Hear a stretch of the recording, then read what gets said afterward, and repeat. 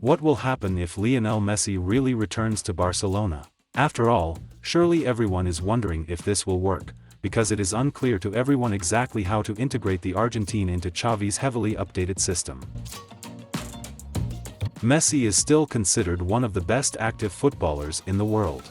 He has an incredible vision of the field and the ability to make a skillful groove. He is still able to turn defenders inside out. In general, the magic that makes him a super player for so many years has not disappeared anywhere. Of course, he is not as explosive as he once was, but the outstanding abilities of the playmaker make Messi attractive to Barca even at that age. The blue-garnet creation of moments is at a good level, but certainly this skill is not impressive. Well, yes, in La Liga Barca is in second place in terms of the number of chances created, but this indicator has decreased after the World Cup. Especially this ability to create chances disappears somewhere in big matches. In general, there is no doubt that Messi will help Barca in this component. Perhaps, in theory, this will improve, of course, significant results, but in fact, it is very difficult to integrate Messi positionally into the team. Messi has become a footballer of such a status that he has earned the right to play football, well, let's say, in his own way. And this Messi football does not correspond a little to the philosophy that Xavi instills in Barcelona, because he builds a positional game at Barcelona, and a rather strictly positional game. In almost any match when a leopard wields a sword, we can see the same zonal structure in 2-3-5.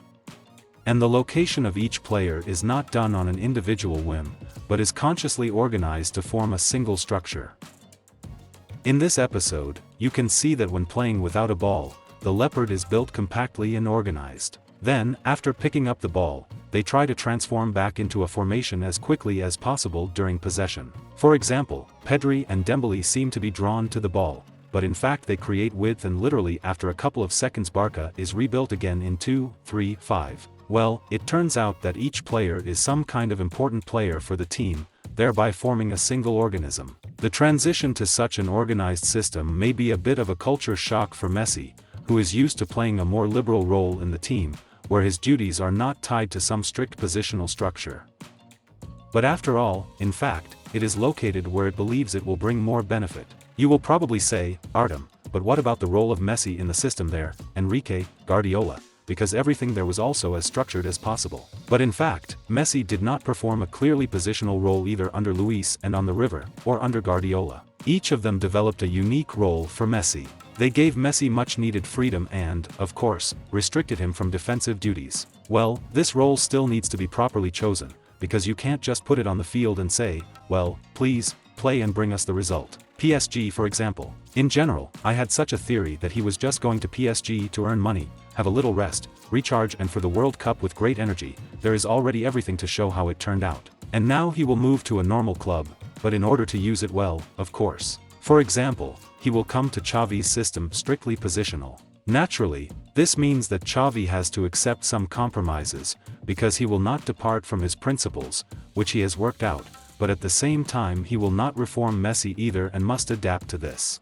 And here are the compromises Xavi has to find. We will now sort out the rest of the video and generally figure out whether these compromises are worth it for Messi to return. Let's break these compromises into two parts. Firstly, the positional compromise, that is, where Messi will play, how much freedom he will have and how it will affect the team. The second compromise is the rhythm of the game, that is, how much Messi can be allowed to walk around before it starts to bring serious harm to the team. In order to successfully try to integrate Messi into the squad, you need to understand how other coaches have successfully used him. Let's start with Pep Guardiola's system, where, well, in fact he used it as a false nine. Messi's role was made possible by the mobility of Barca's wingers, David Davili and Pedro. Both wingers made width on the flanks when Messi was in the center, but then moved to the center when Messi went deeper, thus it was always unclear who would be the central striker. But the problem with Messi's role in the new Barcelona is Robert Lewandowski, who has perfectly integrated into Xavi's Barca and not only as an excellent scorer, but also as a leader in the locker room. Surely it was his mentality that helped young people spend more time in the gym. But, unfortunately, Lewandowski is not a hybrid winger who will shift to the flank and then move to the center, since Lewandowski is a central striker and he is going to remain that. So we are crossing out such a role for Messi. Let's now take the role of Messi in Luis Enrique's team, where Leo played in a 4-3-3 scheme as a right winger, but in which he also had a free role. When Messi wanted to play in depth, the vacant space was occupied by attacking fullback Dani Alves, or midfielder Ivan Rakitic. Rakitic, in principle, constantly closed the space that Messi left. And thanks to this, Messi's freedom did not interfere in any way to preserve the overall structure. Approximately the same periods with the colony used Messi in the Argentine national team. In the Argentina national team, Messi can move freely from right to center, because the free space on the right was occupied by defender Molina, thereby he kept the width on the flank. In theory, Messi can be used as a right winger now, but this is far from an ideal solution. Firstly, Barca does not have a right attacking fullback who would occupy the vacant space. Secondly, because Messi is no longer able to do frequent explosive runs with artificial dribbling on the sideline. And thirdly, do not forget that the team has Dima Brafin, who seem more suitable for this position. As a result, most likely, Messi will not play a false nine or a right winger in the new Barcelona, at least the main amount of time. Therefore, Xavi may come up with some new role for him. Or, for example, Messi can be let into the midfield. For the most part, he performed such duties in the Argentine national team. There it looked like this. Di Maria played right winger about Messi in the center under the striker. Schematically, it turns out something like 4-2-3-1. And for Barcelona, using exactly the same scheme may be successful, because Xavi prefers to play through two defenders. In the attacking stage, Barca is rebuilt into a 2-3-5 scheme. With this scheme, Messi could become part of an attack line that includes as many as 5 people. And to be honest, it would look pretty cool on paper. Messi will actually be comfortable in such a role. We already know that they combine very well together.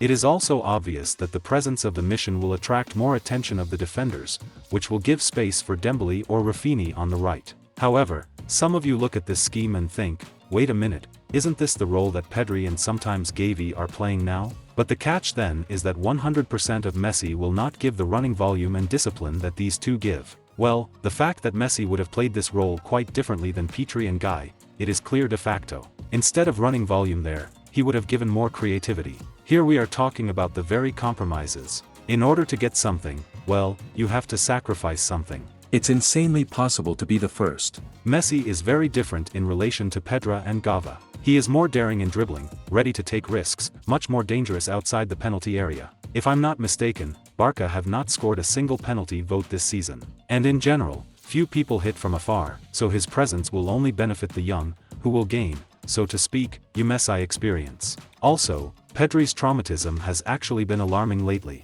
Let's now try to position Messi as a midfielder schematically.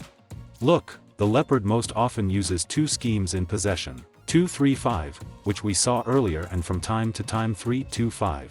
This formation is usually used against teams who play with a line of 5 defenders, but most likely such a scheme will become permanent if Messi moves to Barca. The advantage of the 3-2-5 scheme in possession is that the team retains two mainstays when they are in the high phase of the attack.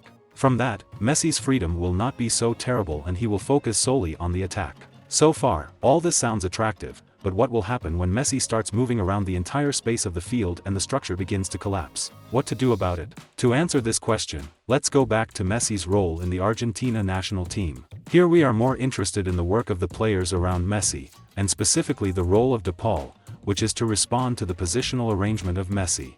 What does this mean? When Messi is hanging around in front somewhere, then De Paul plays in the usual role of a prop. But when Messi goes deeper, then De Paul rises into the attacking line. Such a role was once performed by Rakitic in Barca. In the current Barcelona, the most suitable person for such a role is, perhaps, Frenkie de Jong. Of course, there is no certainty that de Jong will be happy in this new role, since he prefers to play on the left in support. But Frenkie is very versatile, he played on the right quite successfully. It's just that there is a feeling on the left that he is playing the best, especially since he has developed a great relationship with Bald and Xavi, and the arrival of Messi will destroy this relationship. But again, it's very difficult to find a role for Messi that won't ruin anything. Here's another problem.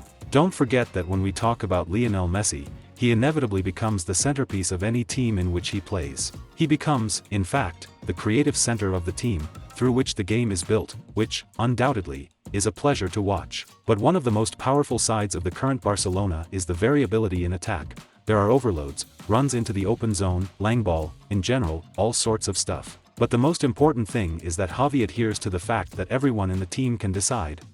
When Messi comes to such a young team, there is a feeling that they will pray for him and always look for transfers, which is not very good for a developing team. Well, it is more than obvious that Messi will most likely have to adapt to Xavi's system, perhaps even take some specific role, which is unlikely to happen, because now we will start talking about the defensive actions of the mission and there will be a lot of problems. Here in the booster chat at that rare moment when we are talking about football, Vanya Hermasovsky, he said that it won't be any problem at all, because Barcelona will start playing like this again now, we will have more creative players. That's it, we won't give the ball away, but it's clear that this won't happen. Intensity and working pace are a kind of foundation of the current Barca, because Barcelona, without exaggeration, is one of, if not the most aggressive team in Europe, which not only has an extremely high defensive line, but they also press more actively than the overwhelming number of teams from Europe.